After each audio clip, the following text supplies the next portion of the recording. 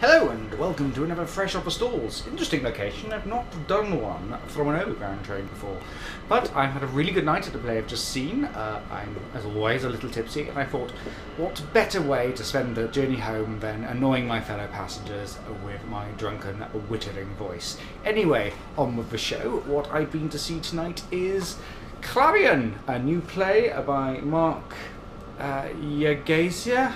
I'm just so bad with names recently. And to be honest, I'm actually quite surprised I'm able to do this review, not just because I've drunken like 4 glasses of wine already, but because I'm surprised I actually have the breath to say anything after what was a riotously funny show. For those of you who saw my teat? None of you saw my teat, unless there's that one website. Anyway, tweet that you saw, I call it so dastardly funny and shocking it should be censored, and absolutely should. I don't think I've laughed so much in a long time. So much that I actually started honking. So the sharp intake of breath after laughing is like which is probably quite distracting to all my fellow cast members, but that's how good this is. But this isn't just funny for the sake of funny. So interestingly, Mark Jagasia, or however you properly pronounce that, used to work at one of the Fleet Street papers and has since written a play about the dark underbelly of Fleet Street as it has been billed, and it's brilliant. The writing is really what...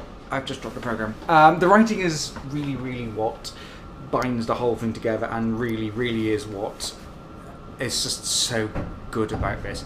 It's an incredibly intelligent play. You get that very much from the start of the show, and also somewhat left-leaning. And what I always think is that satire is at its best when you actually can't tell it's satire. And I think that the key to just how good this is just how well the playwright has penned the main character, who is called, I can't remember anymore, Morris Honeyspoon? Something like that. That's how much wine I've had. It's just so... He makes Nigel Farage look like a wet liberal. Seriously. It's just so spittingly mad and so literally insanely right-wing that you can actually almost believe it, especially under the performance of Greg Hicks, who is just... he's one of my favourite actors, so it's always astonishing to see him in whatever role he plays, but he's absolutely bonkers as Morris in this. It's really well written.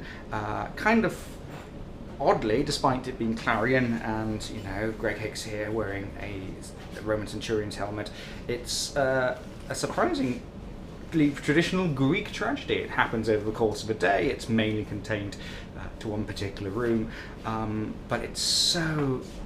It's the wit, the humour, the intelligence is so acidic, it'll melt your face off if it hasn't already started sagging from laughing so much. I don't really know what else I can say about it. It's just so good.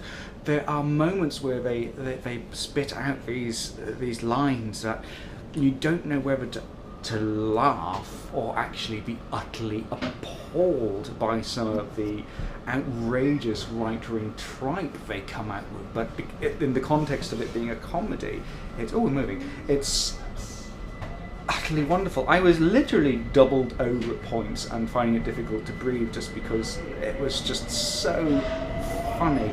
But at the same time, it still has a very strong political message.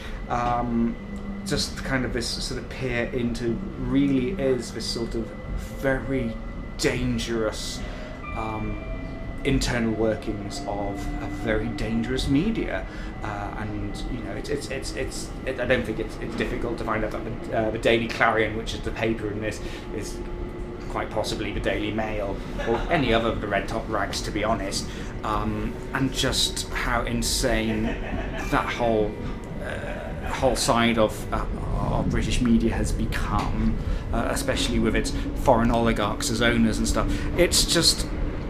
It's bang on point every step of the way, and even though you're laughing at the jokes, even if they're so tongue-in-cheek, you're laughing and your tongue is pretty much sticking out beside your mouth because like, oh, you don't want to laugh but it's so awful.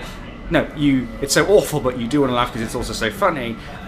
It's just brilliant, but it's a very, very deep, very disturbing message that comes through the play, and that's what makes this a great piece of political theatre, especially following on from Shrapnel, 34 Fragments of Massacre, which is part of a sort of the big new political theatre double bill that the Arcola has done, this being the second part. So it's full of mirth, it's full of hilarity, but it's not without some really provocative questions. It doesn't end completely happily. I don't know why I was surprised, because, you know, a show about how evil British media can be, you know, it's never going to have a happy ending, and it shouldn't have. I wanted it to. I like happy endings. I know I'm the grumpy gay critic, but, you know, yeah, I'm going to say the word wrong. Clare Higgins is also really, really marvellous as well. She's just so dry. She's just... How do I describe this? She takes on her really dry, blunt, sarcastic, sardonic character so well.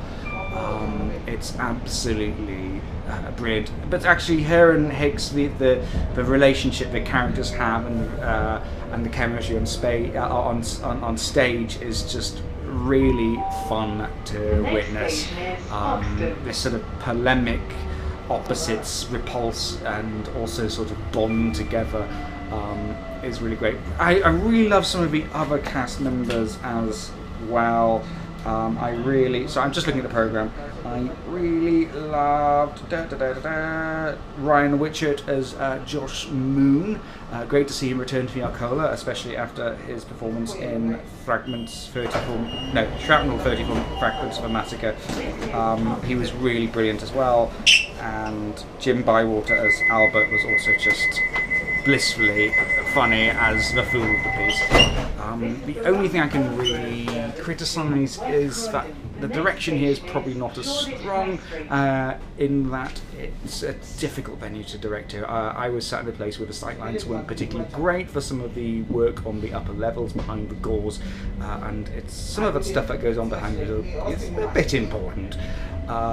So yes, anyway, more people have got on the train and are looking at me weirdly, so I'm probably going to leave that there, other than to say that this is an excellent play. It's important, it's very funny, but I think you do actually have to be of a certain generation who know newspapers as they were, not so much as they are now, to really get a lot of the references, a lot of the jokes. It's like a big in-joke for older people, and that's probably the biggest criticism I can have about this play.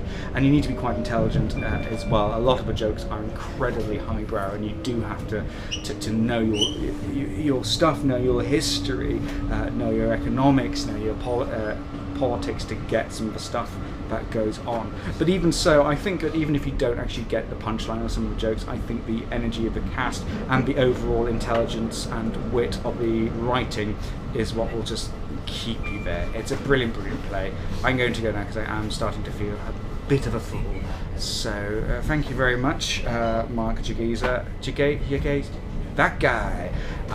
Thank you very much for the Arcola Theatre, and thank you very much Greg Hicks and Clare Higgins as well, two amazing performers, which they're great. It's great to see them on stage in whatever play they're in, let alone one as disgustingly funny as this. So thank you very much, guys, and I shall see you soon for another Fresh Off the Stalls.